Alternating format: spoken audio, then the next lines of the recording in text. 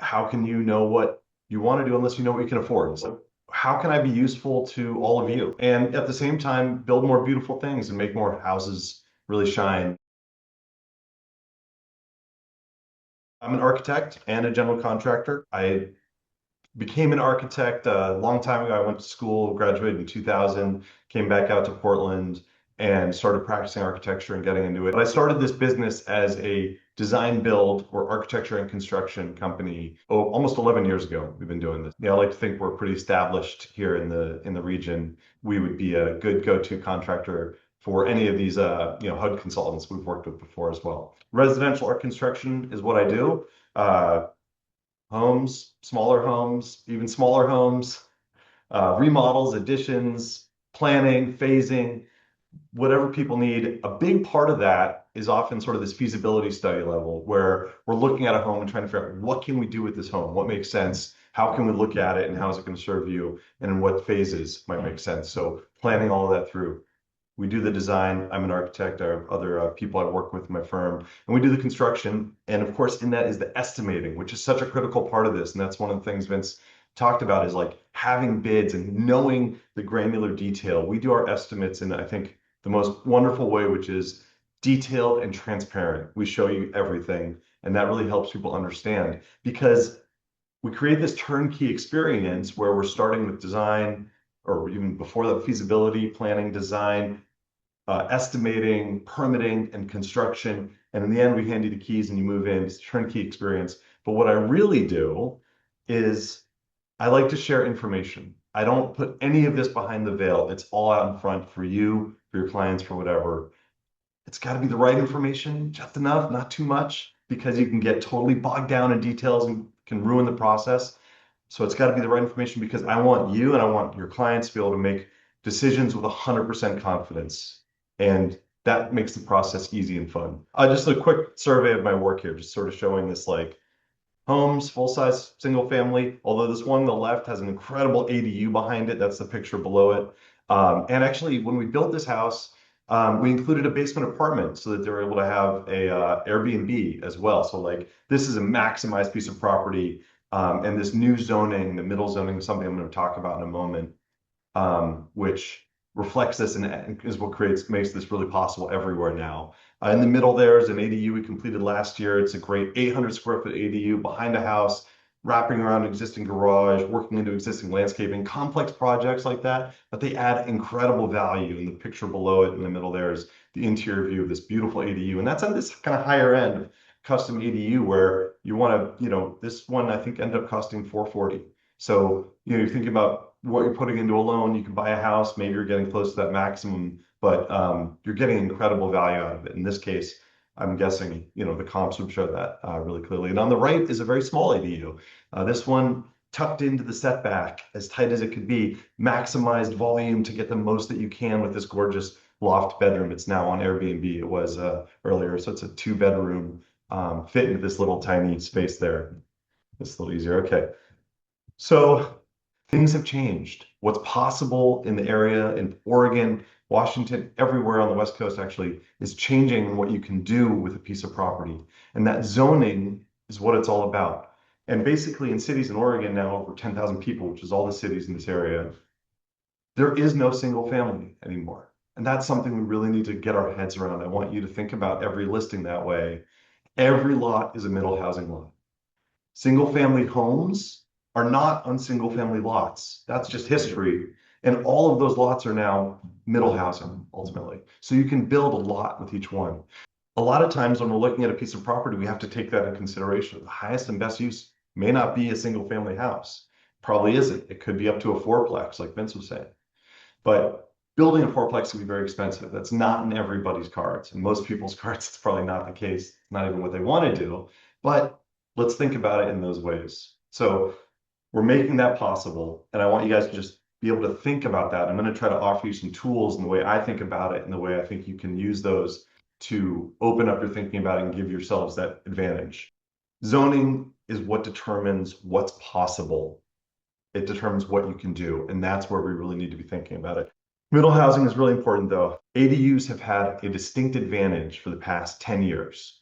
The city, when you develop a property, if you develop a new dwelling, and that's what ADU, accessory dwelling unit means, that dwelling, they want to collect their system development charge, which is what they charge for every new dwelling that's added to the grid of a city. Those are expensive, and they're just an additional cost that is a burden on a project in sort of the permitting stage.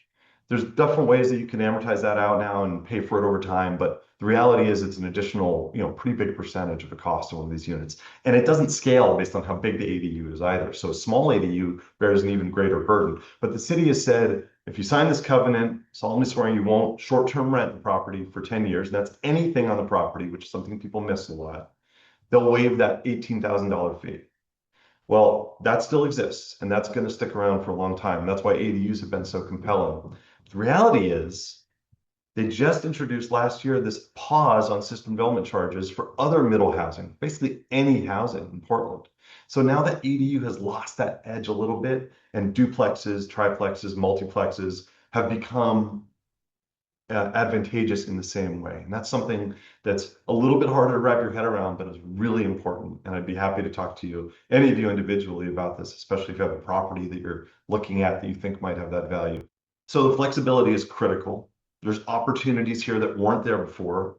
And the affordability issue of like, what can a person afford? What's the development potential? It's a different conversation now, something that's worth considering. What it says at the bottom, why this really matters, like, other people are going to be able to pitch this to clients and talk to them about it. And I want you to be able to do that too. And that's how you get that. I think there's an edge there. Is this the same in Clackamas County or just in Multnomah County?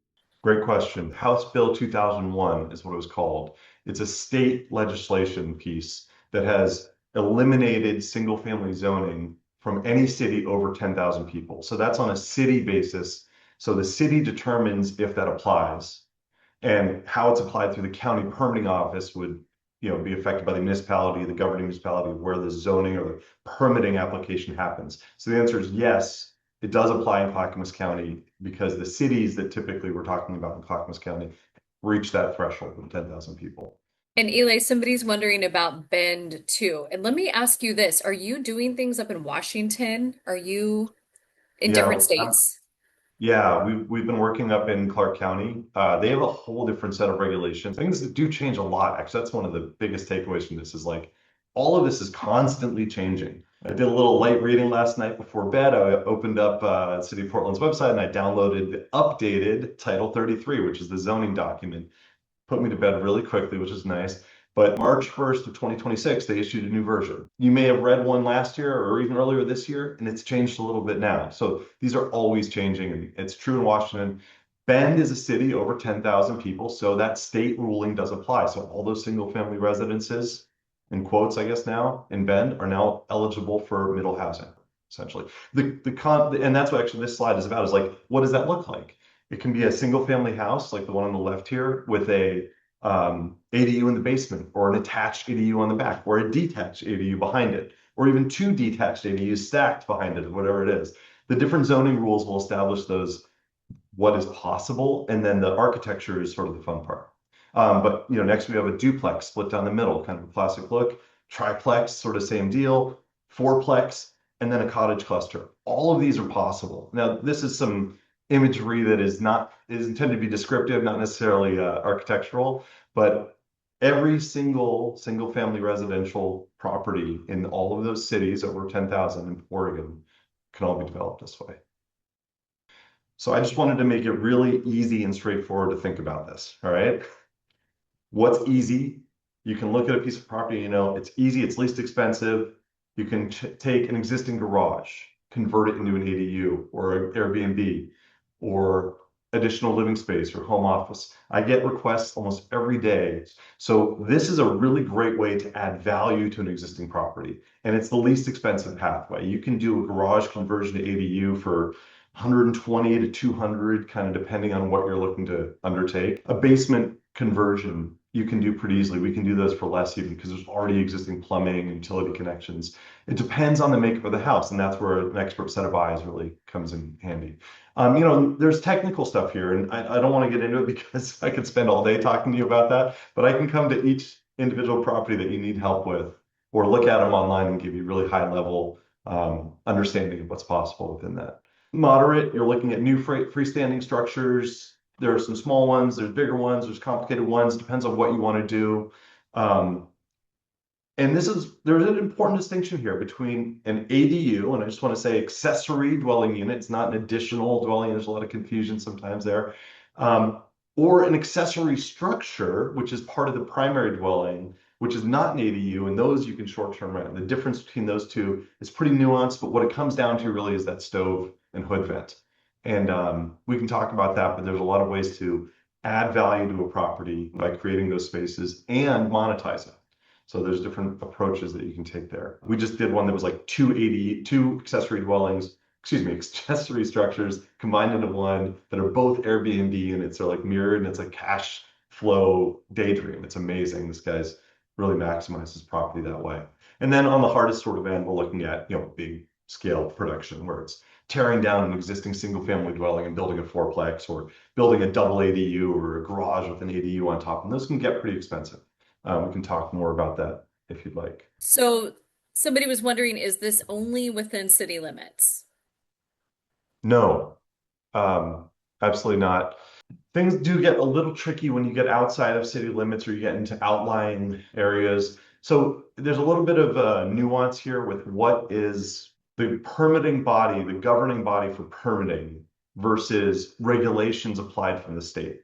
So you might be in a area where you're going through Clackamas County or Washington County for permitting, but your address might be in a city like Beaverton or whatever that would still have that population limit.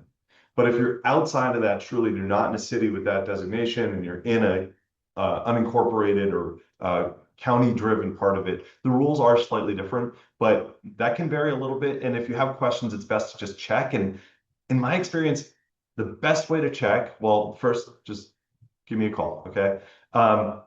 But calling the permitting office, talking to somebody on the phone is always going to be your best bet. You're going to get fast answers. You're going to get more information than you get otherwise, and you'll be able to just kind of have that confidence going forward. Any Yeah. issues on building an ADU in historic neighborhoods? They're more challenging. There's different rules and regulations, but ultimately, that's my job. I am a person who digests code, who looks at the hoops you have to jump through as opportunities. I live in Irvington. I'm actually part of the review board for the historic council there, and there aren't a lot of ADUs coming through there, but there are some, and they pass because it's just an additional level of rules. In fact, all of the permitting sort of falls into that. There's idealized imaginary sites where we think it's all straightforward and easy, but no site is truly like that because there are things that you have to address, right? Like trees or something that's a bit of a wild card. It's hard to tell from an online review how many trees you have to deal with on a site, but it's something you got to address. So no issues, but there are additional details, and those are just things you have to work with. And I'm love to talk to you about those and work with you on those because dense neighborhoods that are historic, and often there's an overlap there, right? Like Irvington is a close-in northeast urban neighborhood, and that densification is critical. We need to get more people living in these areas. We need to provide housing, and those neighborhoods, even though they have historic overlays, still are absolutely capable of adding that density. Wonderful. Next question is, are you seeing garage conversions that are on a lot line being able to convert to ADU if they are existing 60 plus years or older? We've converted old garages, very old garages, and there's absolutely a cost benefit analysis that has to happen there. Is it worth putting more money into an existing structure that's already, old, compromised perhaps? Absolutely. Sometimes the answer is a huge yes, and we've done those projects. Smaller garages, that classic like 12 by 20 Portland single car garage, not really. It's hard to do. We actually, usually end up removing those structures and building something new. But people have a confusion about this term grandfathered in, right? Like there's a structure, it's on the property line. Oh, that's an opportunity to do something and keep it there. Not really. You can build right onto the property line with a new structure, no problem. A setback is not a area that says you cannot build here. It says if you want to build into this area, there's more rules. They're more complicated. They get a little more specific, and I'm happy to go into those. If you want to, I'd love to do a webinar on all of those rules and go through all of them because I say this stuff all day, every day to people. I talk to clients every day about those details. And so I'm looking at one right now, literally has a cinder block wall on a lot line, and the rest of the structure is wood framed and it's in great shape. Perfect candidate for conversion. It's a two-car garage. So we're looking at like 18 by 22, which is pretty close to the maximum that you can build in the setback anyhow. So it's a great opportunity for a rehab. Somebody's asking, what's the middle price point per square foot? That is a great question. It's also really hard to answer, not a number I have in my head at the moment. But I will tell you, ADUs and small structures are more expensive per square foot than a full-size home. Anything small is more challenging. You could ask Intel about that, right? It's harder to do more with less. And an ADU has everything a house does except the cheapest open square footage, right? So you've got all four corners, you've got a foundation, you've got excavation, trenching, utilities, sewer, electrical, water, gas, a roof, four corners, windows, doors, kitchen, bathroom, and it just doesn't have that big open space that's the least expensive to build. So they are much more expensive on a per square foot basis. For instance, that I showed one that the middle one was 800 square foot ADU, cost about 440. So that's over $500 a square foot. That was a higher end production, but just a good number to have in your head. How to see the potential. So I wanted to give you guys just like a mental checklist here. I want to give a shout out here to a local company, urbanform.us, was started by an amazing architect, and now runs this technology company. Whenever I get a call from a client, I pull up these three tabs and look at all of them. Looking at Portland Maps, looking at Google Maps too. Urbanform.us is zoning overlaid with Portland Maps data. It is incredibly helpful. Wonderful, wonderful person who started this too. Kwang, if you're out there, say hi. And incredibly useful. And I'm a paid subscriber to this website, and it gives you all that information. And I'm going to show you the next thing, actually. I'm going to skip over that.